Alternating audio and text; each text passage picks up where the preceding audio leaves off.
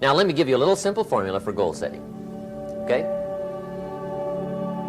We take 2.5 hours on the weekend for the whole 10-year plan. We don't have time for that tonight. But let me get you started with a little simple formula Mr. Schoaf gave me. And maybe this will be helpful. First of all, I've divided goals into 2 parts.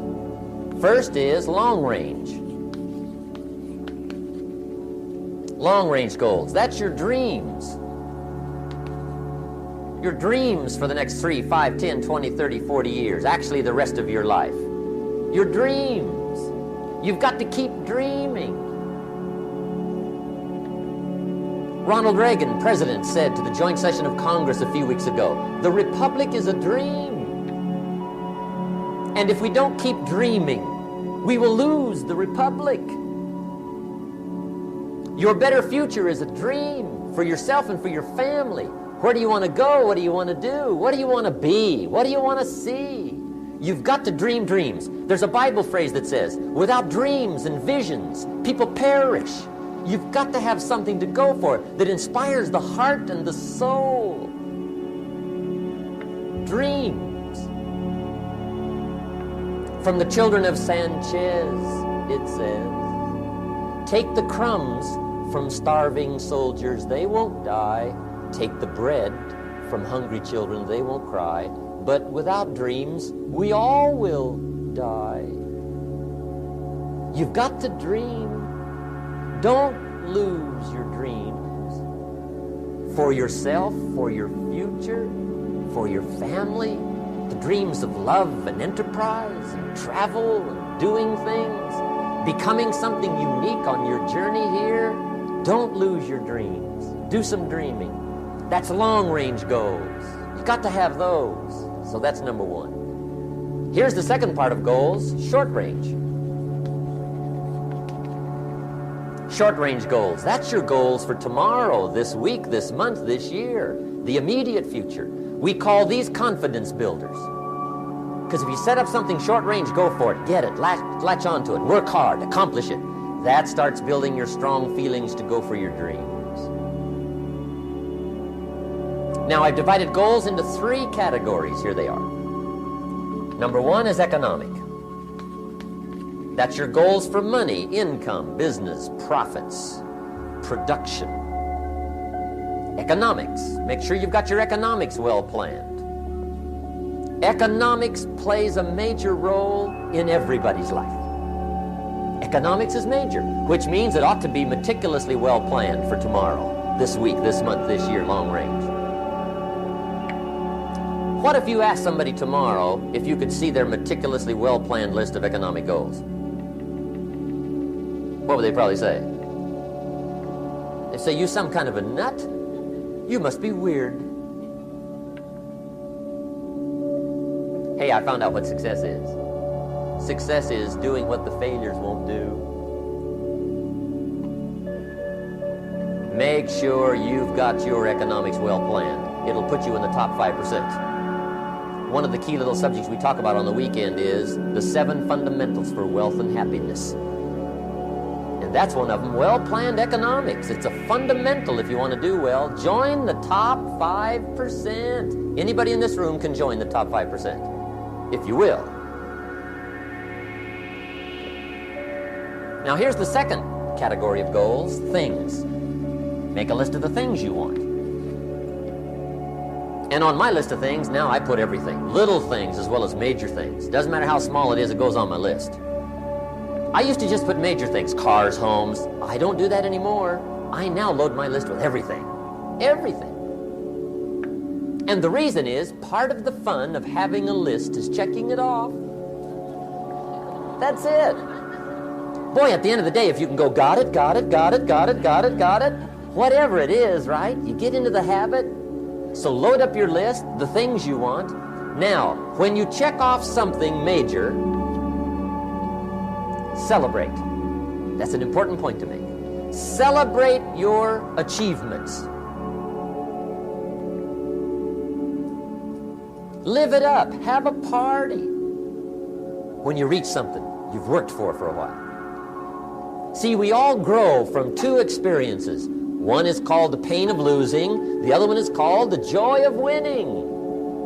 We need both of them. Amplify them as much as you can, which also means make losing painful. If you set up something, fooled around, didn't get it, put it on yourself. On the other side, if you did get it, congratulate yourself. Self-congratulations is a sign of maturity. Seeking congratulations is a sign of immaturity. But hey, winning and losing, see, that's what it's all about. That's the name of the game. Now, some people lead such mediocre lives, at the end of the day, they don't know whether they're winning or losing. They got no clue. Guy's just going through the day with his fingers crossed. There's a better way. Okay, here's the third category of goals, personal development. Put those goals together, personal development goals. That's your goals to be stronger, more decisive, be a speaker, be a leader, learn a language, all kinds of skills. Okay. The whole weekend seminar was designed to improve all your skills so that you walk away more skillful. And that's what you want, the personal development skills. That's what attracts, that's what brings good things to your life, the person you become more skillful. Now, this is quite a package to work on. Economics, things, personal development. For tomorrow, this week, this month, this year, long range. Okay, that'll get you started. Now, here's the simple formula for setting goals. It goes like this. A, work on your goals. That's step one. Work on them. And I put the word work there deliberately. Setting goals is plain hard work. I don't want to kid you. We haven't come here tonight to kid each other. It's work. I know it's work. That's why a lot of people just let it slide. It's work.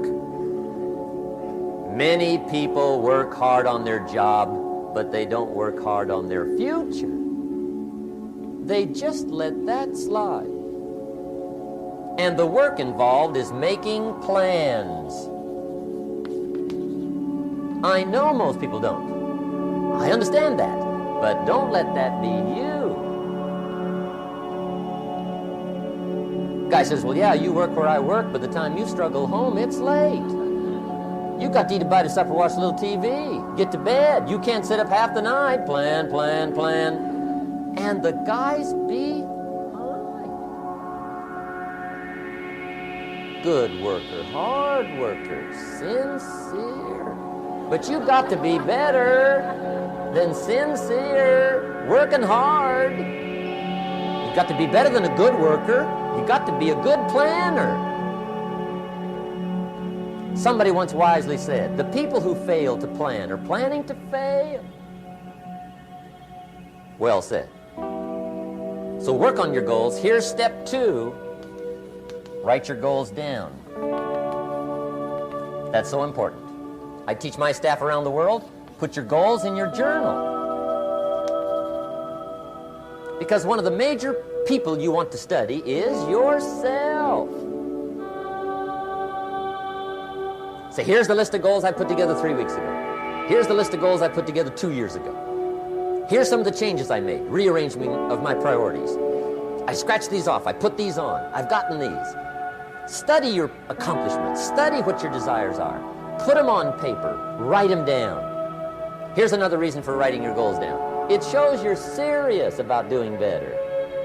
And to do better, you gotta get serious. You don't have to be grim, but you must be serious. Everybody hopes things will get better. Everybody hopes. Poor people hope. That ought to tell you something. It means the future does not get better by hope. It gets better by plan. I used to have the affliction called passive hope. It's an affliction. It's bad. Probably what's even worse than that is happy hope. Now that is really bad. That's bad. Happy hope. The guy's 50 and he's broke and he's still smiling. See, that's not good. So get serious about your goals. Put them on paper. Write them down. There's all kinds. His goals, her goals, their goals. Business goals, financial independence goals, family goals. I mean, there's so many things to work on this that if you don't get busy and work on it, sure enough, the time will pass. And sure enough, 5 years from now, you'll wind up where you don't want to be, wearing what you don't want to wear, driving what you don't want to drive, being what you don't want to be. Now's the time to fix it. Now, here's the third step to your goals. Check the size of your goals and the kinds of goals. How big they are, what kind they are, affects you. And here's one of the important phrases of the evening. Your goals are affecting you, whatever they are. Your goals affect your handshake. Your goals affect your attitude, personality. Your goals affect the way you walk, the way you talk, the way you dress. All day long, we're being affected by our goals. Now, some people have goals, but they have such lousy goals. The effect is bad. I asked a guy one time, what are your goals for this month? The guy said, look, if I could just scrape up enough money to pay these lousy bills. That was his goal. I'm not saying it isn't a goal. It's a goal, but it's such a lousy goal, the effect is bad. You don't jump out of bed on Monday morning and say, oh boy, another chance to go out and scrape up the money to pay my lousy bills. See, you don't do that. Usually you say, oh, not another Monday.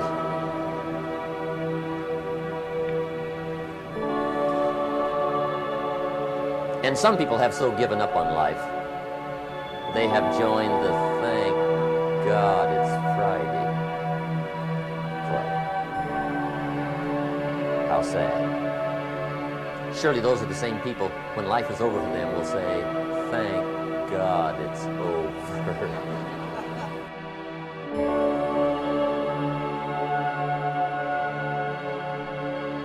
But I think that's good advice. Don't be a follower, be a student, right? Take advice, but not orders. Take information, but don't let somebody, order your life. Make sure what you do is the product of your own conclusion. Excellent note to make. Make sure what you do is the product of your own conclusion. Not to do what someone else says. Take what someone else says, process it, think about it, ponder it. If it makes you wonder, if it makes you think, then it's valuable. Then when you go take action, make sure that the action is not what somebody told you to do. Make sure the action is the product of your own conclusion. If you'll follow just a little bit of those simple guidelines, telling you the learning process can be speedy, swift, powerful. Your learning curve can go up, and then applying it to your business, your life, your family, conversations, equities of all kinds. You'll find some progress like I did that first 5 years when I met a teacher willing to share with me, turn my life around. Progress I couldn't believe happened for me. Okay, let's get started. I want to review, I was here last time and we talked about the 5 major pieces to the life puzzle.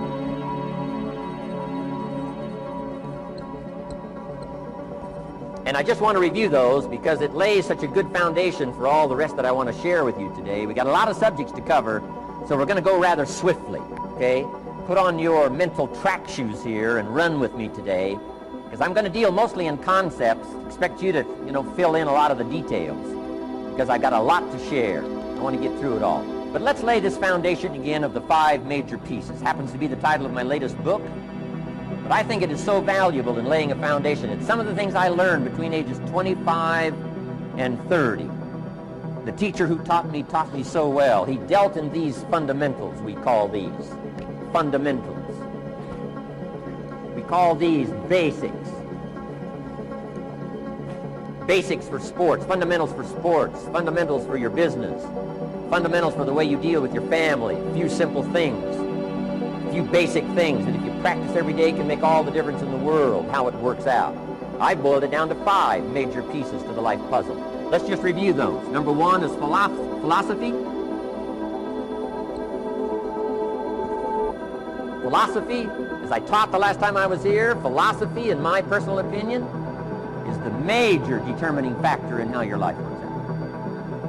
Philosophy, the major determining factor in how your life works out.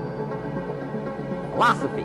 To form our philosophy, you got to think. You got to use your mind. You got to process ideas.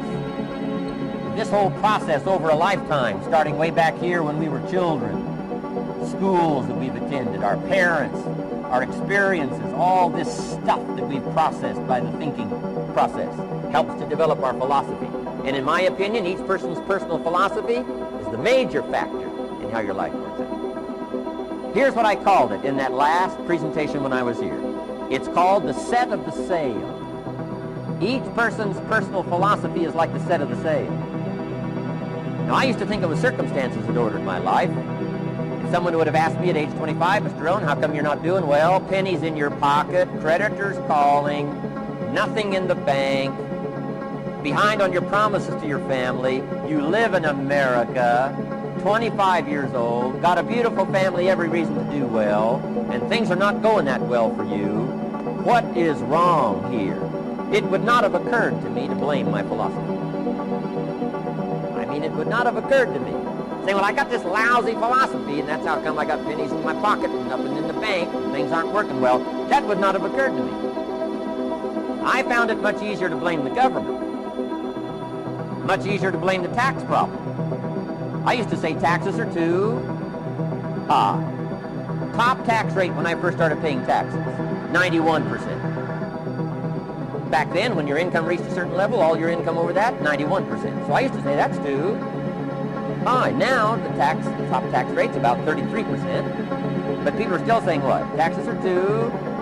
See, but you can't use that anymore. If it's gone from 91 to 33, how could it be too high? Come on. I threw all that old excuse stuff away. Some people found it, though, and they're using it these days. My old list. I used to blame the traffic, the weather, used to blame circumstances, right?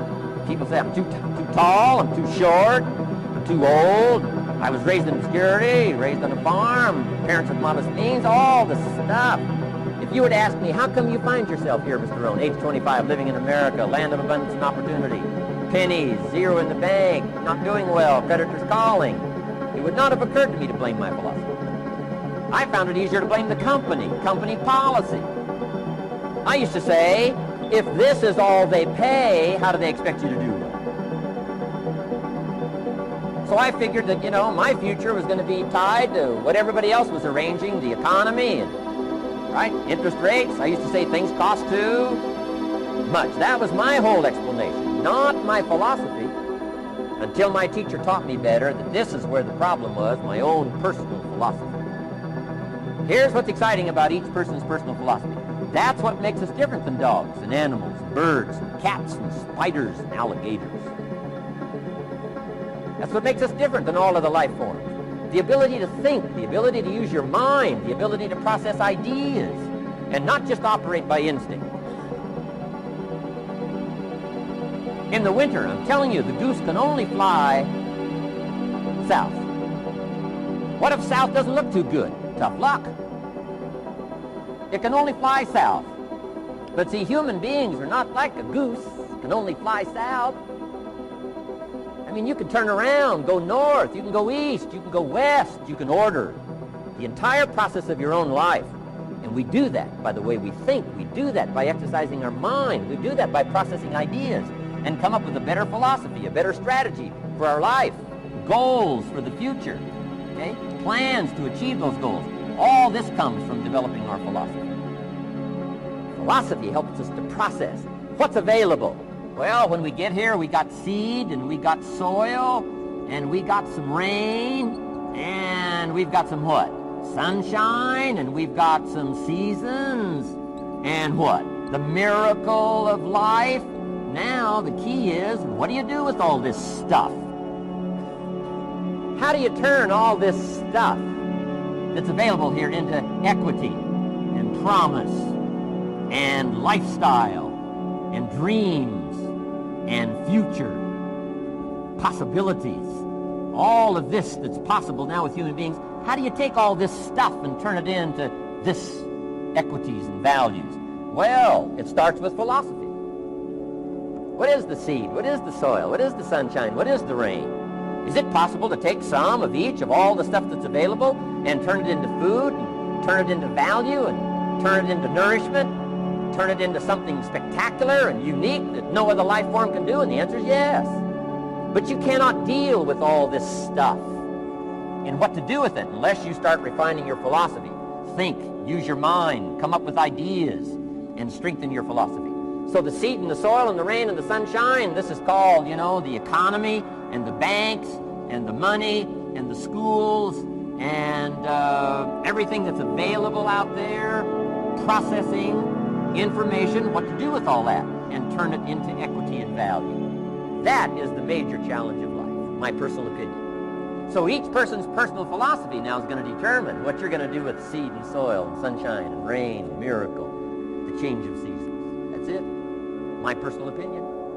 Each person's personal philosophy is like the set of the sail. That's what this seminar is for today. Help you to trim a better sail. You don't need a better economy. You don't need better seed and soil. In fact, when it comes to seed and soil and rain and sunshine and seasons and the miracle of life, that's all you got. Now, what if you blame this stuff? Then you're blaming all you got. If you blame the economy, and you blame the schools, and you blame the teachers, and you blame the sermons and the preachers, and you blame, the marketplace, and you blame the company and company policy, what else is there? When some people get through with their blame list, there isn't nothing else. That's all there is. And if you blame the only thing you've got to work with, I'm telling you, it's called mistake colossal. In not understanding that that's all you've got to work with. And if this is all you've got to work with, then you don't change the seed, and you don't change the soil, and you don't change the rain, and you don't change the sunshine, you don't change the seasons. Right? God says, I'll take 3 springs, 4 summers, 9 falls, no winters. No, you can't fool with this stuff. You got to take it like it comes.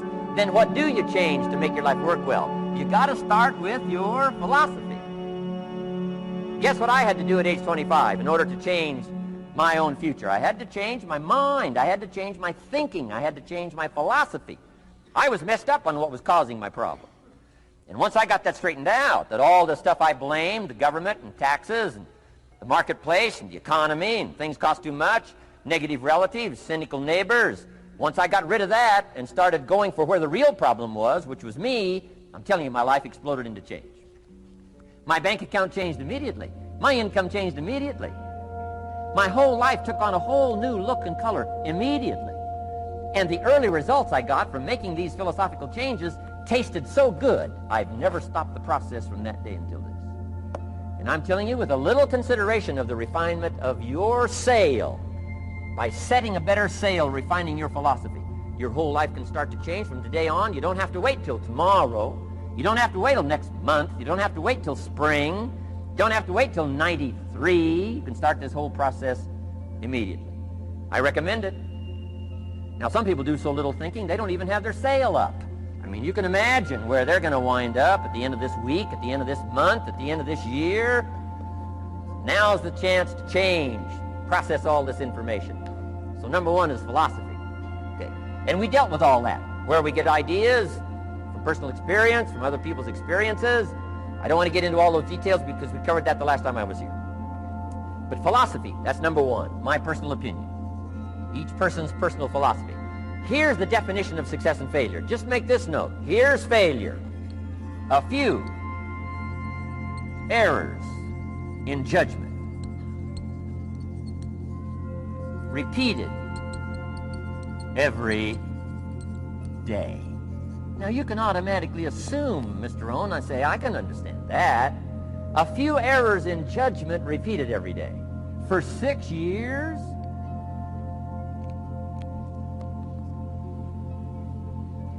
I'm with my father. I think I told this story the last time I was here. My father, 88 years old, he's never been ill, still hasn't retired.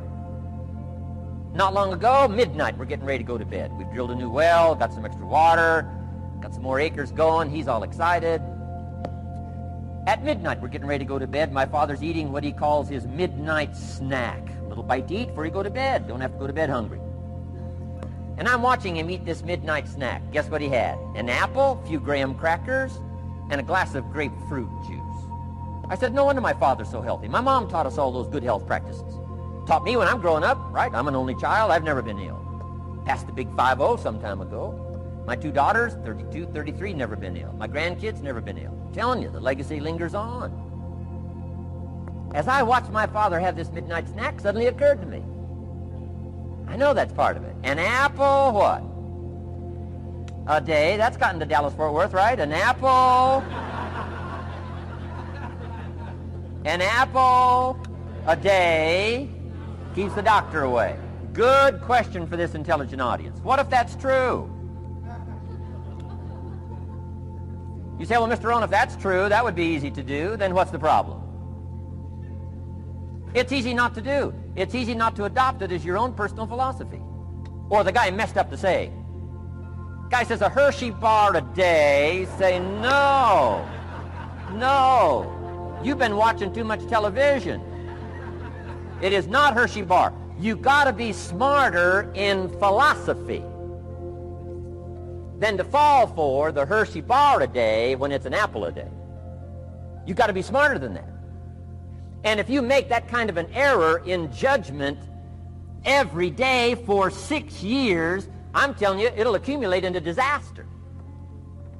Sometimes the first year you say, well, you know, I'm so healthy now, what difference is it going to make? You got to be smarter than that.